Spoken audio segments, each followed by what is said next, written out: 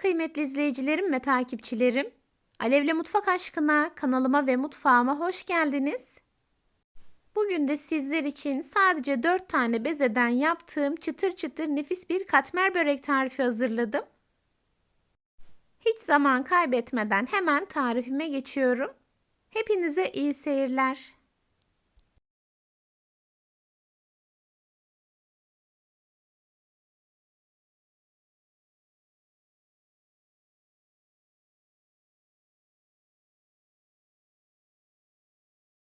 İlk olarak yoğurma kabına 2 su bardağı sütü alıyorum. Tarifimde kullandığım su bardağı ölçüsü 250 mililitre.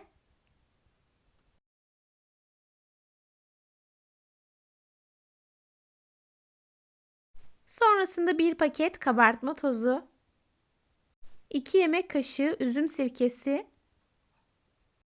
1 tatlı kaşığı tuz ve 1 tatlı kaşığı şekeri ekleyerek güzelce karıştırıyorum.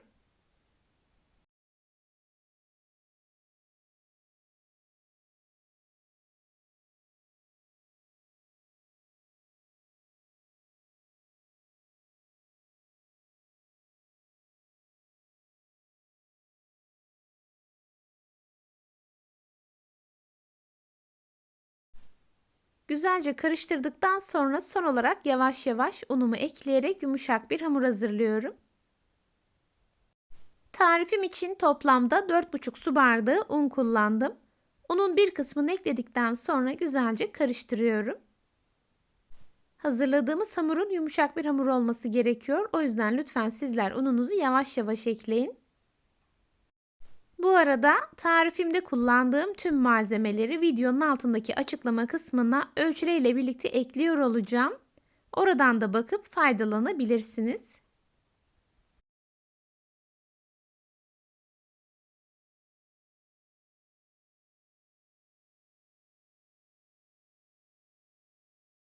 Hamur toparlanıp kıvamını alıncaya kadar karıştırmaya devam ediyorum.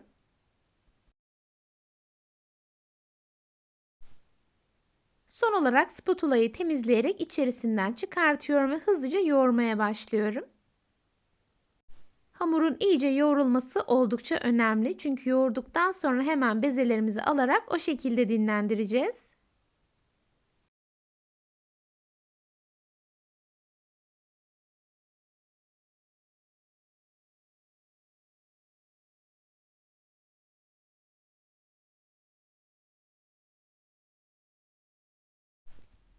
Yoğurma kabında toparladığım hamuru şimdi tezgaha alıyorum ve yoğurma işlemine tezgahta devam ediyorum. Yaklaşık 3-4 dakika boyunca güzelce yoğuracağım. İyice yoğurduktan sonra bezelerimi alarak yaklaşık bir yarım saat dinlendireceğim. Süre sonunda hemen açarak katmerlerimi yapmaya başlayacağım.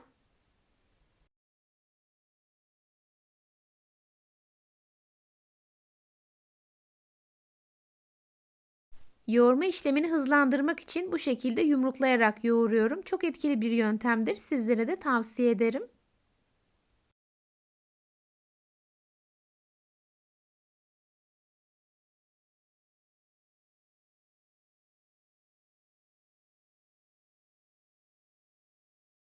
Güzelce yoğurduğum hamurum artık hazır. Gördüğünüz gibi yumuşacık ve çok güzel bir hamur elde ettim.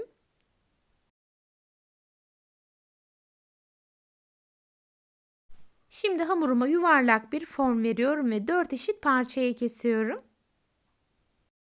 Bezelerinizi alırken eşit almaya özen gösterin lütfen.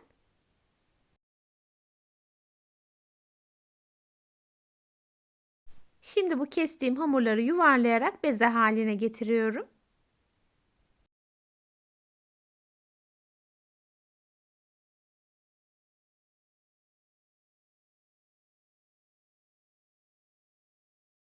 Tüm hamurları yuvarlayarak hazırladım. Şimdi tepsiye bolca un serpiyorum ve bu beze haline getirdiğim hamurları da un serptiğim tepsiye alıyorum.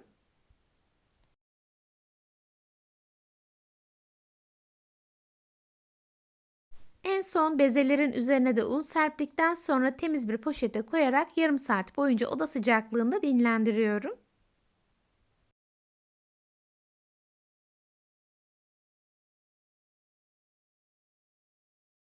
Yarım saatin sonunda hamurlarım güzelce dinlendi ve artık açılmak için hazır.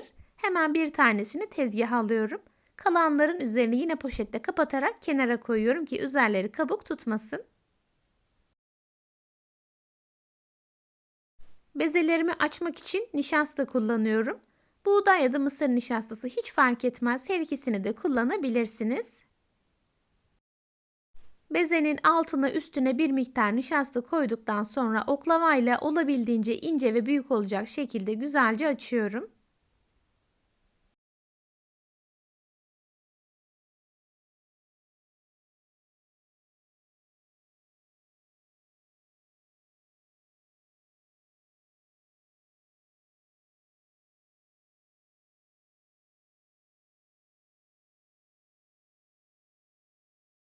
Burada dikkat etmeniz gereken en önemli detay hamurun olabildiğince ince açılması. Bir de hamuru açarken ortasından ziyade kenarlarına bastırarak açmanız gerekiyor. Böylelikle her yeri eşit incelikte olacaktır. Videonun başında da belirttiğim gibi hazırladığımız hamur ne kadar yumuşak olursa açması o kadar kolay olacaktır.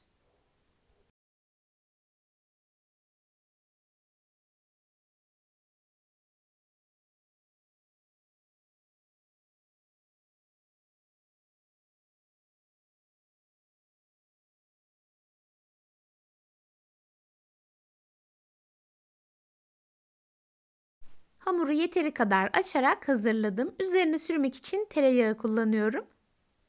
Tarifim için toplamda 200 gram tereyağı kullandım. Erittiğim ve soğuttuğum tereyağı ile hamurun her yerini ince bir tabaka halinde yağlıyorum.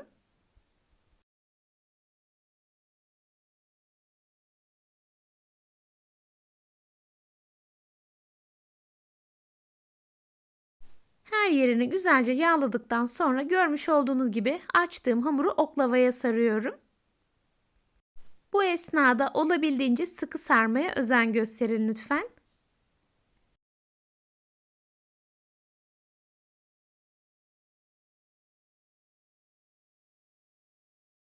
Hamurun tamamını oklavaya sararak hazırladıktan sonra gördüğünüz gibi bıçak yardımıyla kesiyorum.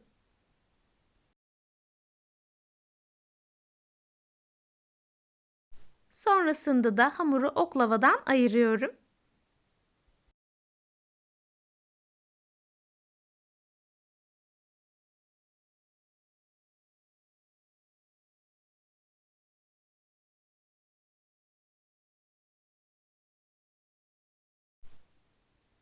Şimdi hamurun üzerine biraz daha bastırarak inceltiyorum.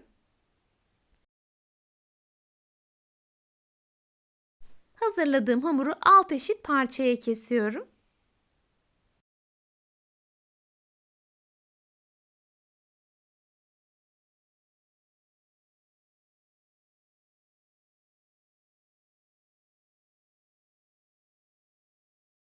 Güzelce kestiğim hamuru elimle biraz açarak daha da inceltiyorum. Böreğimin iç malzemesi olarak ben lor peyniri kullanıyorum. Sizler dilediğiniz peyniri kullanabilirsiniz. Hamurun ortasına bolca iç malzemesini koyduktan sonra görmüş olduğunuz gibi sıkıca kapatıyorum. Her yerini kapattıktan sonra ters çevirerek fırın kağıdı serdiğim tepsiye diziyorum. Gördüğünüz gibi tarifim oldukça kolay bir tarif. Üstelik çok da lezzetli oluyor.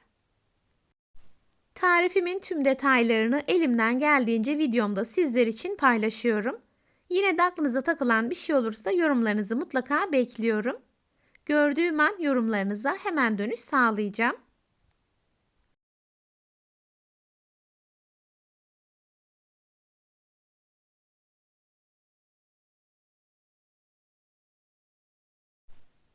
Tüm bezeler bitene kadar aynı işleme devam ediyorum. Nişastayla olabildiğince ince ve büyük olacak şekilde güzelce açıyorum. Sonrasında her yerini ince bir tabaka halinde yağladıktan sonra hamuru oklavaya sarıyorum. Sonrasında bıçak yardımıyla keserek oklavayı üzerinden alıyorum. Hamuru biraz daha incelttikten sonra alt eşit parçaya kesiyorum. Yani bir tane bezeden toplamda 6 adet katmer börek elde ediyoruz. Hamurları kestikten sonra elimle biraz daha açarak inceltiyorum. Ortasına bolca peyniri koyduktan sonra kenarlardan kapatıyorum.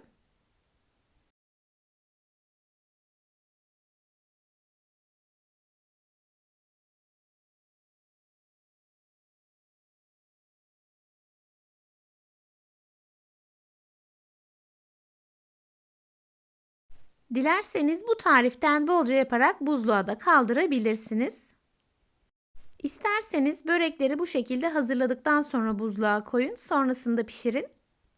İsterseniz de pişirdikten sonra buzluğa kaldırın ve yemeden önce ısıtarak afiyetle tüketin. Tüm böreklerimi hazırlayarak tepsiye diziyorum. Vermiş olduğum ölçüden 2 tepsi börek elde ediyoruz. Tamamını hazırladıktan sonra üzerine yumurta sarısı sürerek fırına koyacağım ve pişireceğim. Daha fazla dinlendirme, bekletme aşaması yok.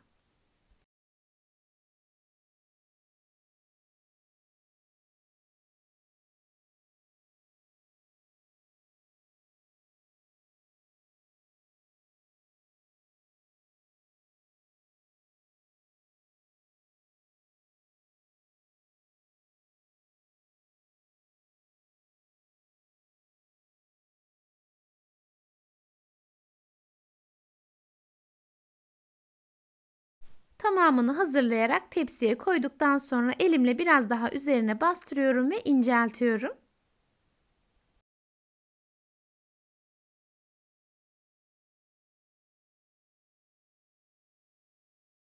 Böreklerin üzerine sürmek için 2 adet yumurta sarısının içerisine 1 yemek kaşığı sıvı yağ koydum ve güzelce karıştırıyorum.